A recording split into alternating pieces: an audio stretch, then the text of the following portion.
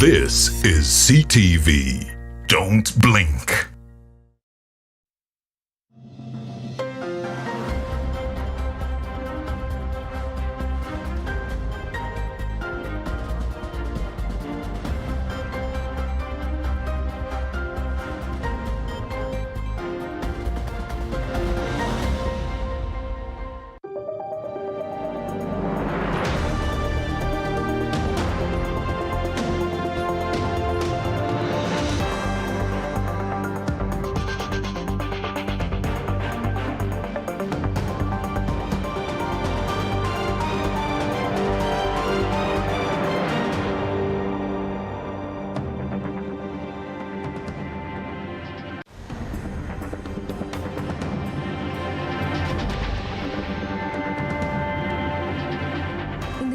Tonight, bring back our people. Relatives and friends of alleged victims of abduction speak out. Party demands for freedom. We hold Museveni personally accountable. Ministry of Health orders health workers not to attend to Ebola patients without right protective gear. Use the available PPEs. Also tonight, detained legislators to file bail application at Masaka High Court. And has ordered the registrar of this court to immediately transfer the bail application to Masaka to expedite its hearing. And in sports, national under-17 team thumps Burundi 4-0 in opening game.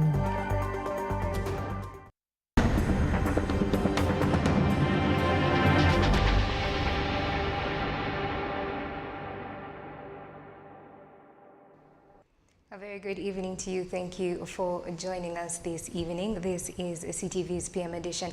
My name is Bernadette Apio. With me on a sign language is Isaac Lochamozi. Thank you so much for having us on tonight. In the lead story tonight, on several occasions, supporters of the opposition National Unity Platform Party have come out to accuse security agencies of abducting their supporters and putting them in Toyota Hiace vans, commonly known as drones. Today, the party paraded the families of the alleged abducted victims and demanded for their freedom. Here is more.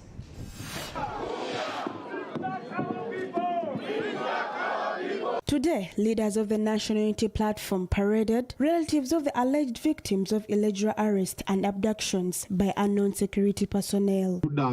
According to the National Unity Platform Party, over 50 people have since been abducted and are being held incommunicado. On the 1st of December 2020, we tried to go to several prisons. Reaching there, they said they don't know any whereabouts of him. You know how painful it is to lose somebody. You don't know whether that person is dead or alive. 1 year, 2 years, 3 years. The president for the National Unity Platform, Robert Kyagulanyi Ssentamu, lashed out the security agencies. Bring back our people. Bring back our people. Bring back our people. Bring back our people. These people were abducted because they supported the opposition. Many of them were abducted, and the claim was that they were putting on a beret like the one I'm putting on. And I challenge those cowards to arrest me too. Those people who were arrested for supporting me. Why don't you arrest me? Kyagulanyi also appealed to religious leaders and members of the Fourth Estate to come out and condemn the so-called acts. Fathers and mothers in the Almighty God, we are in church or in mosques every day. You are telling us to be peaceful, but are you being honest? Can you be at peace when you're not free? Can any of these children be at peace? Can any of these wives or brothers or mothers be free? Party members, including the Secretary General David Lewis Lubongoya and spokesperson Joel Senyonyi, have vowed to speak out the injustice. That our legal team has done everything possible to help these people. We have several habeas corpus orders. A habeas corpus order is one which you get from court to produce a person alive or dead. So we are not going to keep quiet until ultimately we get to see justice for these people. One has talked about their son who was abducted simply because was pinning up posters of Kyagulanyi as if that is an offense. Police spokesperson Fred Enanga today responded to the allegations, advising members of the party to report the cases officially. National Unity Platform party leaders today revealed that they will launch an education fund to help the children of the relatives that are currently in detention. Sarah Nakandi, CTV, PM Edition. People power. Our power. Thank you, Sarah, for starting us off. On to matters health. The Ministry of Health has today advised medical workers across the country not to handle any patient suspected of having Ebola without putting on the right protective gear. The move by government aims at protecting medical workers against the Ebola virus, which has claimed the lives of at least 2 people. Ramson Muhire with more. Yesterday, Tanzania medical worker Dr. Muhammad Ali, who succumbed to the Ebola virus, was laid to rest in a public cemetery in Fort Portal City. The death saw members of Uganda Medical Association come out to demand for protective gears in the form of PPEs if they are to handle such cases. All regional referral hospitals should be equipped with enough PPEs at such a time to be able to fight this deadly disease. Today, the Ministry of Health, through Commissioner of Emergency Services, cautioned medical workers against handling Ebola patients without the right protective gears. They are available, they have been supplied, and more are being supplied. Any hospital without, we have discussed, the Permanent Secretary issued this directive yesterday. The Director General again wrote asking hospitals which have shortages should make emergency orders. According to the Commissioner Emergency Services in the Ministry of Health, Dr. John Baptist Wanyaye, there is still complacency, especially in districts where Ebola has not been declared. Some PPEs which we recommend on top of hand washing is the use of a glove, the use of an apron, the use of gumboots, the use of a face shield or a mask. This can help to prevent any infection reaching the health worker. The Commissioner made the remarks at Mulago Hospital at a function that saw the Regional Referral Hospital receive 10 wheeler beds from Uganda Red Cross Society and Prudential Foundation Uganda. Over 800 helmets were also donated to the border riders in a campaign aimed at raising awareness, saving lives, and building more resilient communities. We took the steps to try to train the riders, to improve their skills, and Mr. Kwesiga has spoken about that. Today we extended that training and added some helmets to that conversation. People must have the skills in the case of an accident. Then how can they minimize loss of life or even injury? And that's what we've been doing with the borders. When you come to Mulago here, the neurosurgical operations, over 90% of the neurosurgical operations are due to border or motorcycle accidents. So that is why we are saying these are preventable. And when you go in terms of cost, a severe head injury is almost 10 times the cost of other injuries. The Safe Steps campaign currently targets over 10,000 border riders operating in the Kampala metropolitan areas. Ramson Muhire, CTV PM Edition. Joseph Kabuleta has been endorsed as the new president of the National Economic Empowerment Dialogue Party. The announcement was made today after the National Economic Power Dialogue Party NED announced that they have become a fully registered political party. Take a listen. Last year, renowned journalist and preacher Joseph Kabuleta was among the presidential candidates who stood for the presidency in 2021 general elections, where he stood as an independent candidate. This morning, Joseph Kabuleta unveiled his new political party, the National Economic Empowerment Dialogue NED Party. The party is a union of the People's United Movement, a registered political party which was founded in 2005, and the Kabuleta's pressure group NED. That is the certified true copy of the. During the newly formed political parties delegates conference held today at the party headquarters in Bugolobi, Joseph Kabuleta was today unveiled as the first party president.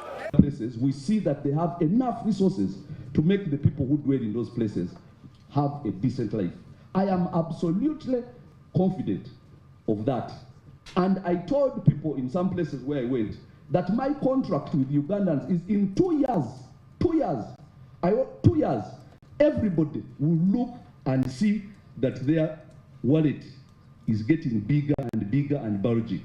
The party has now taken on the color black and white and a maize symbol, which the party president says they are significant to Uganda. To symbolize our agricultural potential, but also to symbolize productivity. The productivity of this country, and agriculture is going to be one of the many ways that we are going to put money in people's pockets. Not exclusive to agriculture, but one of the many ways that we are going to put money in people's pockets. So this is our new symbol for the Need Party, and that is our new tag, and our colors are black and white. And so we are no longer, maroon, but now we are black and white. So welcome to Need Party. Speaking to the delegates, Kabuleta assured them that the new Need Party will ensure that it respects people's rights. Appeals to people's ability rather than to their need. Excuse the pun. Okay? And I've said this countless times, and I'll say it before, and I'll say it again rather. The numerous resources that we have in this country are enough to give the 40-something million people in this country a very decent life. We have enough resources to go by. The only trouble has been the greedy people who have wanted to personalize those resources and who have wanted to extinguish everybody because they feel if they have a taste of the good life, they will want to demand more. Kabuleta later appointed 5 executive members to work with, pending approval from the delegates. According to the bona fide founders of the party, Need, under its slogan, Money in Your Pocket, is hinged on empowering Ugandans with economic power to change their standard of living and stand out in the ever-changing economy. The file was compiled by Chris Semalemu Semakula for CTV, PM Edition. People's Congress members have today come out to denounce their cooperation as a party with the ruling National Resistance Movement Party following the just concluded East African Legislative Assembly elections, in which the UPC Secretary General was deliberately sidelined by the NRM caucus. The recent Ayala elections saw 6 National Resistance Movement candidates, 1 candidate from the Democratic Party and 2 independent candidates go through to represent the country, but to the shock of many, the Uganda People's Congress candidate and Secretary General Fred Ebil did not go through despite the endorsement of the NRM's top organ, the Central Executive Committee and Parliamentary Caucus. In the just concluded East African Legislative Assembly Ayala elections, the UPC candidate in the race was deliberately sidelined by the NRM caucus on behalf of the NRM in favor of 2 independent candidates that were clearly leaning towards the NRM direction. Following the elections, members of UPC, led by the head of legal affairs in the party, Dennis Anap, and Higenyi Kemba, a member of the party's council and delegates conference, have today spoken out on the matter. One of the issues that we must put to the fore is how the UPC can contribute as a party and not as individuals to the democratization process of Uganda.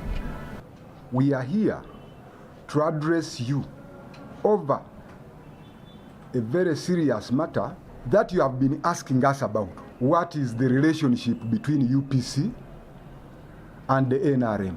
They just concluded Ayala elections. Give us an opportunity to answer you today. In a press conference held today in Kampala, members of UPC also demanded for a written agreement between UPC and NRM in order to solidify the cooperation, just like the Democratic Party. In the premises, we hereby demand for a structural conversation between the UPC and NRM. If UPC should have any form of political cooperation with NRM, in the meantime, as members of the UPC, we have set out to further this discussion with the old structures of the UPC. They say that if their demands are not met, they will have to field a presidential candidate in the 2026 general elections. If NRM wants northern Uganda to go back to the original position, that is what's going to happen in 2026, unless there is a structured, meaningful conversation between the two organizations. At the moment, the Uganda People's Congress is now split in two warring fractions, one led by the party president Jimmy Akena, who they claim does not have interests of the party at heart, and party members who say that their relationship with the NRM is not benefiting them. Kevin Kesoma, CTV, PM Edition.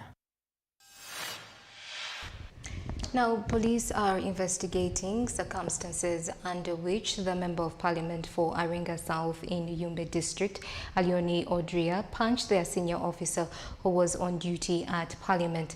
The Member of Parliament was recently recorded on video as he allegedly attacked a police officer during the heated East African Legislative Assembly elections.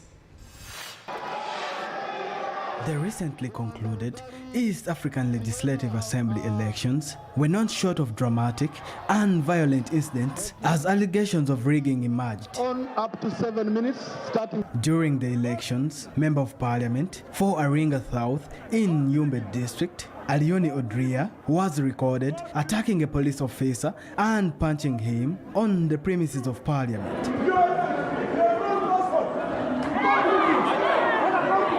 The assaulted officer was part of the security deployed on Thursday, the 29th of September, to oversee the election process of selecting representatives of Uganda in the East African Legislative Assembly, IALA, sitting in Arusha, Tanzania. Following the incident, police have today revealed that they have enough evidence to open a case against the legislator. You all witnessed how he violently grabbed the ballot box and took it to the main building in complete disregard of the parliamentary electoral procedures. He was, however, stopped by the OC of Parliament and officers attached to the office of the Sergeant at Arms. According to police spokesperson Fred Enanga, the Uganda police investigations are underway to ascertain why the legislator assaulted the security officer on duty. The Directorate of CID has summoned the MP for Aringa for statement recording. The summons were sent through the office of the Right Honourable Speaker of Parliament for the Honourable Member of Parliament for Aringa South, Yumbe, to appear at CID headquarters on the 4th of October at 10 a.m. Enanga also thanked his colleague for his calm demeanor towards the assault. We are deeply grateful to the bravery and professionalism exhibited by the senior police officer, ASP Senga Alex. It was thoughtful of him not to retaliate and take the law in his own hands. The hotly contested election, which saw 28 members of parliament from the ruling National Resistance Movement and opposition political parties, face off in the heated election. Tony Patila Humza, CTV, PM Edition. That story takes us in for a short break. Plenty more when we return. Don't go away.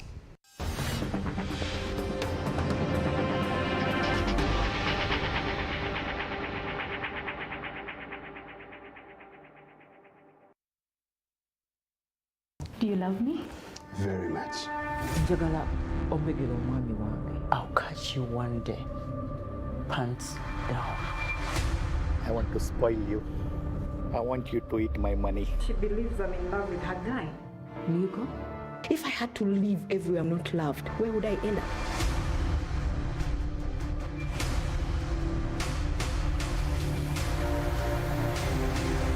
The dirty guy hides in the hospital for 40 years, but at night, he walks the streets, commits crimes, and then he comes back and pretends to be alive again. I will break you, Spooky. Do not answer any question about Roho kwa Roho. You're so blind!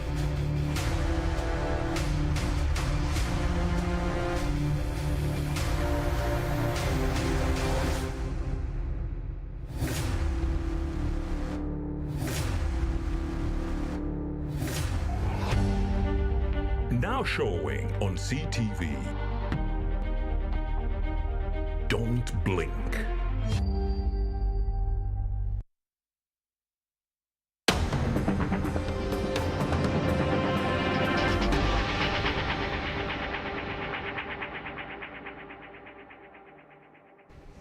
Thank you for staying with us. You're still watching PM Edition. The Registrar of the International War Crimes Division Court has been ordered to transfer legislators Mohamed Segirinya and Alan Sewanyana's bail application filed to Masaka High Court. This follows an agreement by the accused legal team that the file should be heard by the Masaka Court, basing their views on a decision by the court from the previous week. Last week, the International Crimes Division of Court dismissed legislators Mohamed Segirinya and Alan Sewanyana's applications of consolidating the cases against them. Basing on this decision, the legislators through their legal team have today asked Justice Alice Komhanji to transfer their bail application file to Masaka High Court. The proceedings were today held in the judges' chambers, where cameras were not present. Following the decision of this Honourable Court to dismiss our application for joint of counts and consolidation of the two files against the Honourable Members of Parliament, we believe that this Honourable Court is not seized any further in light of that decision with the jurisdiction and wherewithal to hear the application for bail which arises out of a file or a case that is not before it. The accused, Segirinya and Sewanyana, were also not brought to court today. According to Muyizi, they cannot file a bail application before this court. In that spirit, we made an application today before court to have the bail application arising out of the case which was not brought before this court back in Masaka so that we fix a date for its hearing. This Honourable Court, despite a stiff resistance from the DPP, who wanted this matter also dismissed, has allowed the application and has ordered the registrar of this court to immediately transfer the bail application to Masaka to expedite its hearing with a view to ascertaining whether they merit being granted bail or not. They hope that the Masaka High Court will be able to hear and grant the application without hesitation. The judge's reasons behind denying bail were that the Honourable Members of Parliament, given their status in society, may interfere with the investigations. We're happy to note that the state is on record for having stated now that the investigations in that case file are complete and the Honourable Members of Parliament were committed to the High Court for trial. Having foregone that, we believe it would only be fair, that very court, to review that ground upon which it denied bail, for it does not exist anymore. Legislators Mohamed Segirinya, Alan Sewanyana, and other 5 co-accused are facing charges of murder, attempted murder, and terrorism. However, they also face an additional murder charge in Masaka High Court, together with Wilson Senyonga. The two are expected to appear in court next week on Monday. Flavian Nkuze for CTV, PM Edition. Thank you, Flavia, for that report. Now, the National Drug Authority has today closed a total of 33 pharmacies and impounded 236 boxes of assorted drugs from the facilities estimated to cost almost 90 million shillings. The National Drug Authority today also appealed to members of the public to always buy drugs from only licensed pharmacies or drug shops. National Drug Authority today concluded its 14-day compliance enforcement operation in the districts of Kampala and Wakiso as part of its routine post-market surveillance activities. According to Samuel Chomkama, the head of National Drug Authority Enforcement, over 35 suspects were arrested and taken to different police stations for prosecution on charges to do with operating illegal drug outlets. The suspects are under police custody and will be produced to courts of law on charges of unlawful possession of classified drugs, contrary to Section 27, subsection 2 of the NDA Act, unlawful possession of government stores, contrary to Section 316 of the Penal Code Act, forgery contrary to Section 347 of the Penal Code Act, and uttering false documents contrary to Section 351 of the Penal Code Act, and also being in possession of a counterfeit dollars. The authority also warned all those still operating without licenses before revealing that they have closed a total of 33 pharmacies. A total of 24 pharmacies have been closed, and 236 boxes of assorted medicines were impounded from the facilities, estimated at a cost of 88 million shillings. Pharmacies without licenses or a supervising pharmacist have been asked to halt all operations at their premises until the licensing requirements are fulfilled. NDA warns all operators who are still operating without license or supervising pharmacists to hold all operations at their premises until the licensing requirements are fulfilled. We hope we are continuing, because there are those whose pharmacists had resigned maybe a month before this operation, and we give them time to process, because it takes time to get pharmacists registered. But those whose pharmacists had resigned and were warned by NDA to cease operation, those are the guys who are targeted. National Drug Authority has 2,400 licensed pharmacies, with 60% of them in the districts of Kampala and Wakiso. They also supervise 13,000 drug shops nationwide. Safi Mwakili Beluku and Shamim Nateba, CTV, PM Edition. Government is in the final stages of planning to redevelop the slums in urban centers as a way that will allow the population to have a better home. This message was revealed by the Minister for Lands, Housing and Urban Planning, Judith Nabakoba, at the Uganda Media Center. Looking at human settlement, urbanization, but we are looking at also arable land. The population is growing, land is static, and we need to grow food, both food crop and cash crop, so we need to plan as a country to make sure that by 2040, 2050, we have a planned country and people know what to do, where to do it, and how to do it. Thank you so much. I think those are the questions. Looking at human settlement, urbanization, but we are looking at also arable land. The population is growing, land is static, and we need to grow food, both food crop and cash crop, so we need to plan as a country to make sure that by 2040, 2050, we have a planned country and people know what to do. In news from the region, the government of Somalia says that they have killed a notorious leader of Al-Shabaab in an airstrike, while authorities in Libya have discovered over 42 bodies in a mass grave. Somalia authorities say a top leader of the Al-Shabaab extremist group had been killed in a joint operation by the Somalian National Army and international partner forces. Abdullahi Nadir had a $3 million bounty on his head by the United States, and the Somalia government described him as one of the most important members of Al-Shabaab. He was killed Saturday in Haramka village in the Middle Juba region, said the government statement issued on Monday. He had been close to the former emir of Al-Shabaab, Ahmed Abi Godane, and current leader Ahmed Diriye. The statement said, adding that Nadil had been in a position to succeed the current Al-Shabaab leader. Somalia's president recently declared total war against Al-Shabaab, which has thousands of fighters and controls large parts of southern and central Somalia. The group supports itself in part by taxing or extorting residents, business people, and travelers, according to residents. Libyan authorities have discovered 42 unknown bodies in the northern coastal city of Sirte.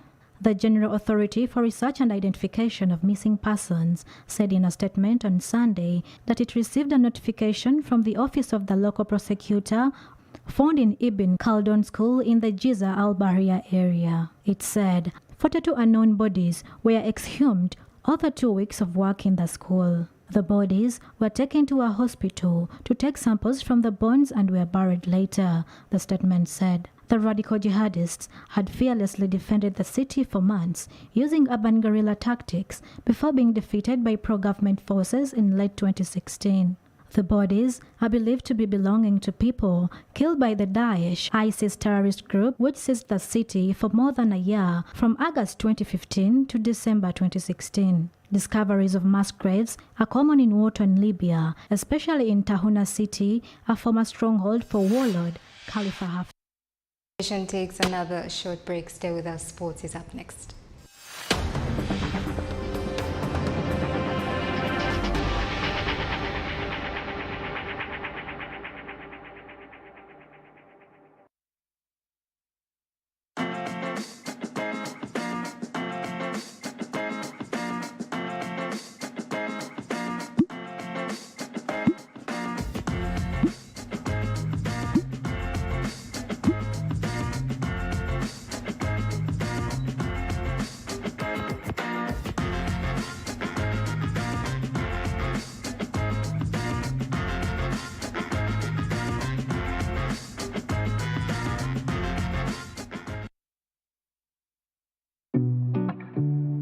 CTV is now on StarTimes. You can now catch all your favorite programs, our daily comprehensive news bulletins, and so much more on StarTimes channel number 248.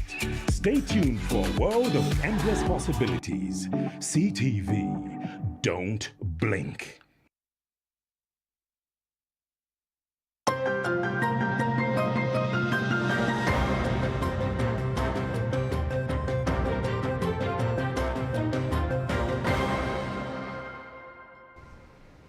Welcome back. Thank you for staying with us. You're still watching PM Edition. In sports tonight, the under-17 national football team, the Uganda Cubs, today thumped the Burundi under-17 team 4-0 at the ongoing Sekafa under-17 championship in Ethiopia. Uganda's goals were scored by Alex Yiga, Arafat Nkola and Richard Okello to help the Cubs snatch the victory. Let's get more.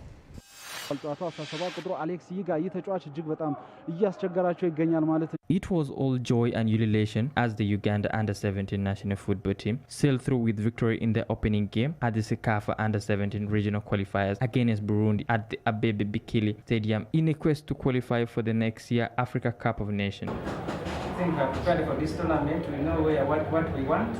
All the countries, they are waiting for us to see that we are qualifying for the next AFCON. The Uganda under-17 national team defeated Burundi under-17 national team 4-0 in a game they fully dominated.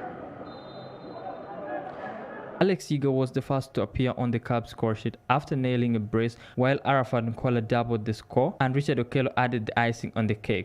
መምታት ክህሎት ያላቸው ተጫዋቾች ግብ ማስቆጠር የሚችሉበት ቦታ ነው። አሌክስ ይጋ የሚመታ ይመስላል። This win therefore earns the Uganda Cubs 3 points and makes them top of the Group B table in the Sekafa under-17 regional qualifiers. Now we have to think about Sudan and the semi-finals because I know they will struggle, Burundi and South Sudan. The Kings of the Jungle will now play South Sudan in their next encounter. Omar Bashir, CTV, PM Edition.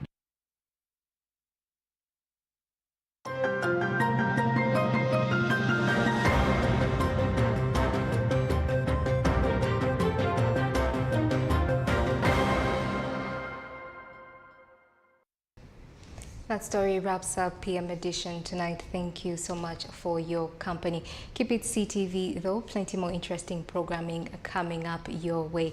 From the entire PM Edition crew, it is good night. We'll see you again tomorrow.